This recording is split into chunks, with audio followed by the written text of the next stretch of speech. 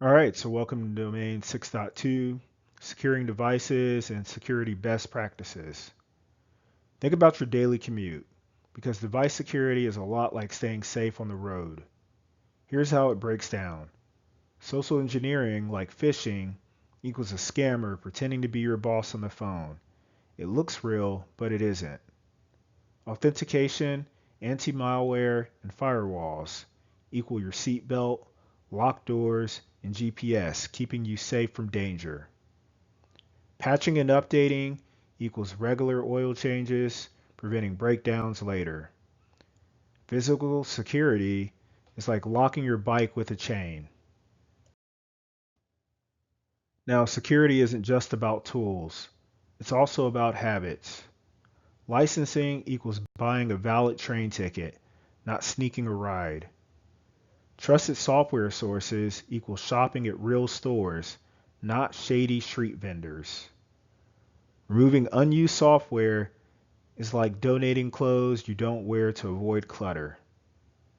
Piracy equals copying a movie without paying it. It's the same as stealing office supplies from work. Safe browsing equals checking the lock on your front door. If the lock's broken, danger's inside. Now bringing this back to training day, phishing equals Alonzo manipulating Hoyt with promises of promotion. Malicious content, fake warrants, and staged bust. Firewalls equal good cops protecting their precinct. Anti-malware, Hoyt resisting corruption.